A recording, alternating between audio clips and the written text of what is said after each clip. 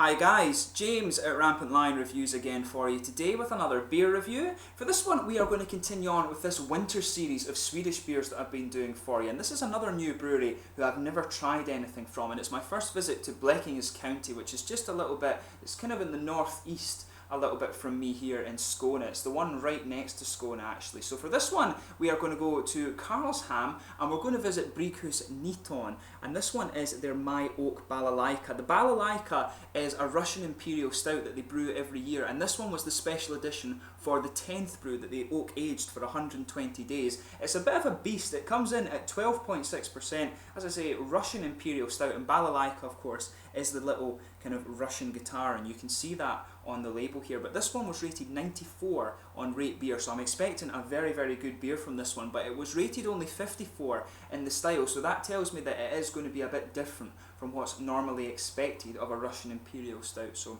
I'm really interested to try this one. You don't get 94 on Rate Beer for nothing, and as I always say, that website very rarely leads you wrong, and it's always interesting to try beers from new places as well. So quite looking forward to this. So as is usual with my beer reviews then, I'll tell you a little bit about the brewery. If you do want to get straight to the tasting, just fast forward. All the usual websites are in the video description below. That's the brewery website, the link to my other reviews that I'll do in the future from Brygghus 19. Very first time I'm trying one of their beers, as I said. There's all the usual social media things, Facebook, Twitter and Untappd. Please follow me on there. Your support would be much appreciated, and if you want to see more Swedish reviews, do subscribe to the channel, and there's a lot of Danish, Norwegian and a lot of other things coming up, so please subscribe to the channel. To my Swedish viewers, please do let me know some other Swedish beers you'd like me to have a look at, and I do apologise in advance for any bad Swedish pronunciations. I'm still learning since I've moved here to Lund, but I do enjoy it, so fingers crossed over time I will get better. But anyway, to tell you about Brygghus 19. So Brygghus 19 are based in Karlshamn in Blekinge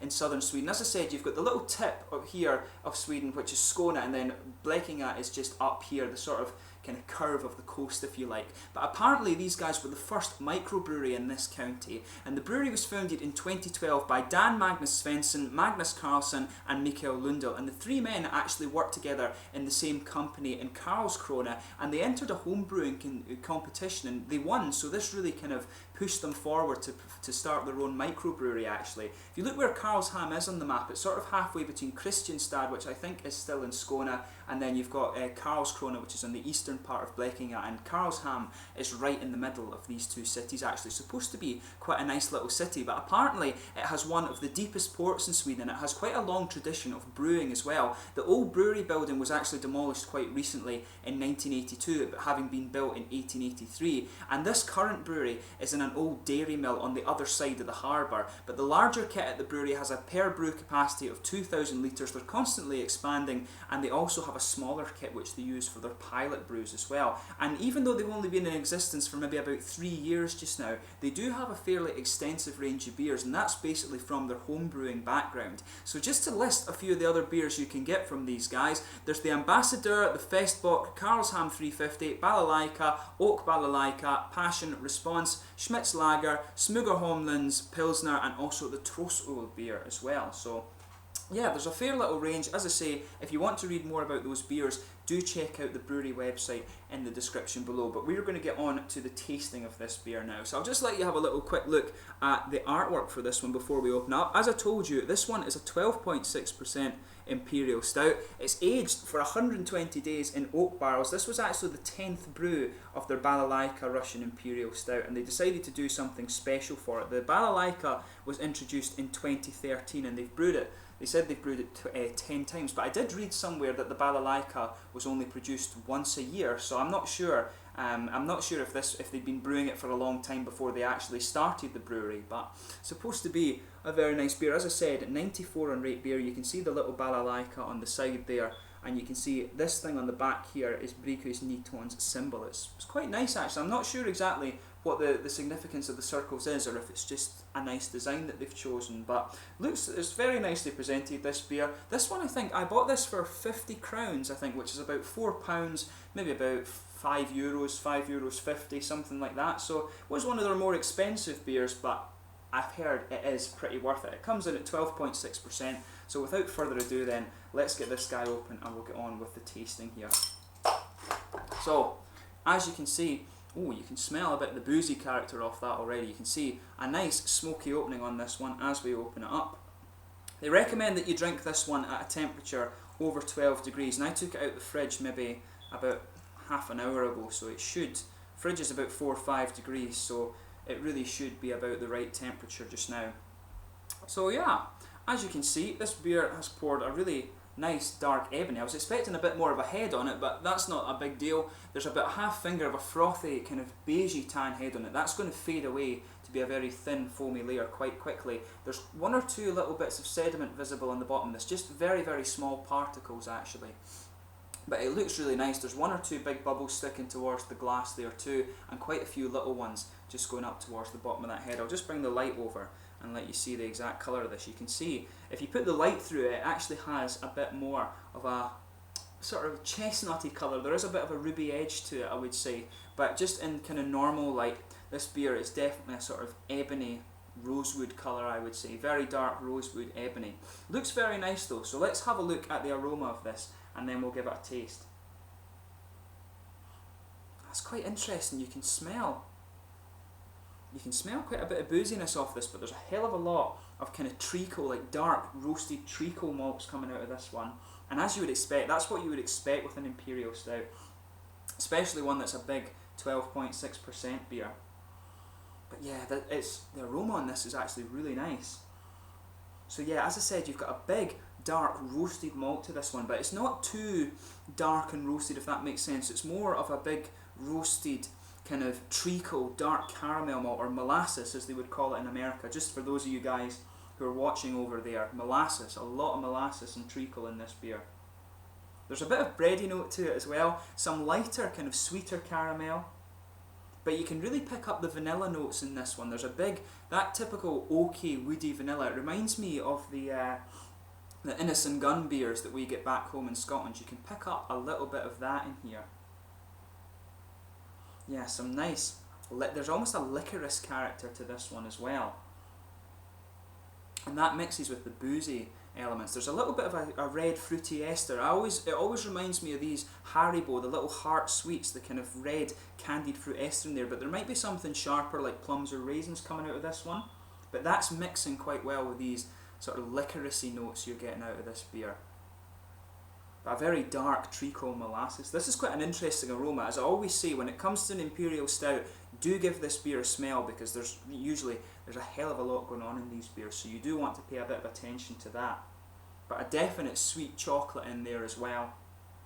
And maybe a little bit of earthy hop, but for me, the aroma is mainly about that big, kind of dark, sweet treacle molasses in here.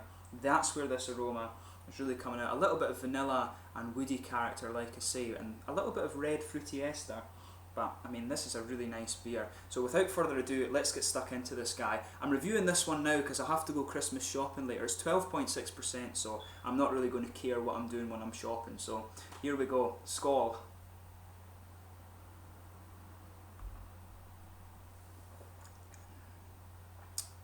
Now that is nice.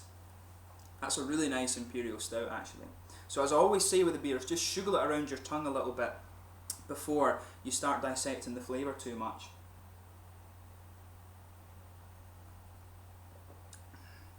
But yeah, you can get a bit of the boozy character out of this one. I'm Christmas shopping later. I've not eaten anything today. At 12.6%, I'm not going to care about the crowds, which is great. I hate crowds. But yeah, that is a really nice Imperial Stout. It's actually very dark and very treacly, so if you enjoy that sort of thing with your Imperial Stouts, you will enjoy this one.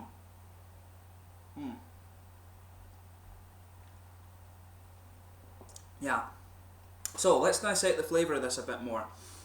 So it's quite similar to the aroma. There's a nice big, dark, treacly and quite syrupy molasses flavour to this one. Really interesting.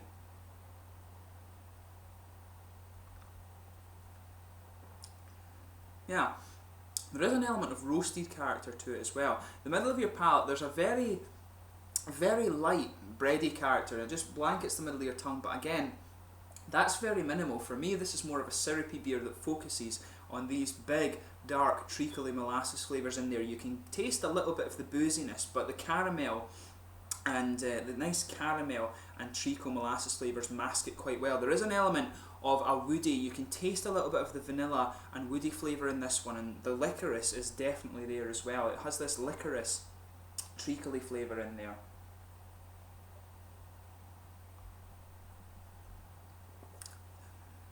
Yeah, the woody character, it's not so noticeable when you actually have the liquid on your tongue, but when you move into the aftertaste and you just feel your tongue, that it suddenly becomes quite dry, then that's where the sort of woody, oaky vanilla flavours come out. Just around the edge of your palate there, they just start to, they just come out, and you just get this almost, you just get this really nice, very smooth flavour coming out. There's even a little tiny bit of spice to the oakiness in this one, which is quite interesting.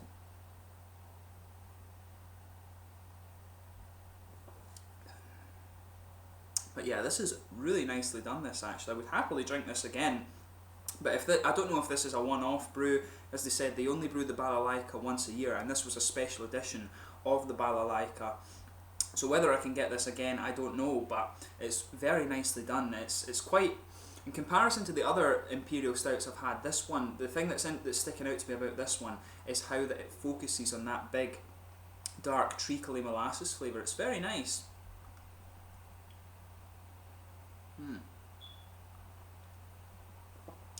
But yeah, around the edge of the palate, for me there's really not a lot of hoppy character at all. If anything, there's just a little bit of earthiness in the back corners of the palate. You can feel a little bit of just a very slightly dry, earthy character, and as you come forward, it smooths out and it becomes really quite wet, if I'm honest. There's a quite wet mouthfeel around the edge of the palate here. Very smooth, earthy character, maybe even just a little bit of grassy hops. It didn't say on the website exactly what hops they were using in this beer. I would suspect maybe some kind of English hop, like some earthy English hop, just going by the flavour. And there's a bit of smooth grassiness there too, so that again makes me think English hop in this one. Maybe like Fugos or East Kent Goldings or something like that, but this one is more of a sweet, syrupy Imperial Stout. There's not too much hoppy character in it. If you just go behind the very front curve of the tongue there, again, you'll notice that the front curve of the tongue is ridiculously smooth actually. But if you just go behind that, you'll get an oily bubble there, and there's some nice fruity characteristics coming out of this beer.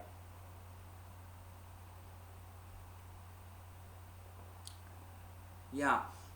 Just a bit of red fruity ester there. It's a kind of candied fruit. In the aroma, it comes across as being a bit more sharper, like plums or raisins, something like that. But it's more a very light candied fruit. It's a very, very subtle taste. Some of you might not even get it, but you do get just a very, very small hint of that in this one. So just pay attention to that oily bubble behind the front of your tongue. But the flavours in this one, like I say, it's all in the middle of the palate. It's slightly bready. On top of that, you've got some sweet chocolate in there, but a big treacle molasses character in there. Some nice licorice just going in with that. And as you move into the aftertaste, all of a sudden you just get this bang of sort of oaky, vanilla flavoured, woody character. Very, very nicely done, I have to admit. I do enjoy this beer, would happily drink it again. For those of you who like Imperial Stouts and you like the big syrupy ones, you will enjoy this. How likely you are to find it outside of Sweden, I'm not so sure, because they are a very small operation, but a very good beer nonetheless. Thumbs up to you guys at Brygghus. Neat on.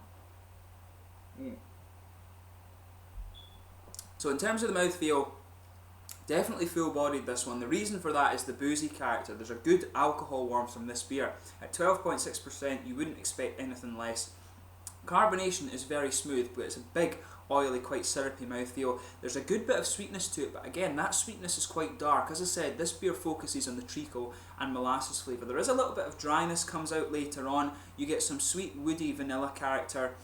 And again, the woody flavour in this is a little bit dry, you will feel that. There is just a little bit of hoppy character, and for me, the hoppy character is quite wet around the tongue, but as you move into the aftertaste, that's been a couple of seconds now since I've drunk it, but you can get just a little bit of earthy, dry character in the back corners of the palate. Sort of English hops, I think, are in this beer, but there's a good bit of alcohol warmth from this one, and you can feel it just as you go down to the chest here. But overall, this is a really nice Imperial Stout. If you do happen to find it, I would recommend that you try it. It's quite different from the other ones I've tried before, really focuses on the nice kind of treacle and molasses elements, and as is the case with barrel aged ones, you get a nice sort of vanilla and oaky flavour from this. It reminds me quite a bit of the Innocent Gun beers back home, but I've never tried an Imperial Stout from them. They do more kind of light beers in this, but this is really nice, so I would recommend you try it. And quite a small brewery, and it's cool to visit these guys for my first review from Blekinges County, so hopefully I can review some more of their beers in the near future. But anyway, really good brewery, really good beer. Go and check them out. As I said, all the websites are in the video description below. As always, please let me know your own thoughts on this beer if you do happen to have tried it before. And to those of you watching in Sweden, do recommend some other Swedish beers for me to try. Let me know where you're drinking this beer as well. I'd be interested to know how widely circulated it is. But I thank you for watching my beer reviews. Until the next one, please like, subscribe, share, all the usual YouTube stuff. More Swedish and Danish and lots of other reviews coming up. So please do subscribe to the channel. Go and support me on social media. I hope you've enjoyed this beer review. I hope you're enjoying the Swedish winter series. And I will catch you soon with my next review. Slange just now, and go and check out Brygghus 19 from Karlshamn in Blekinges in southern Sweden. Skål!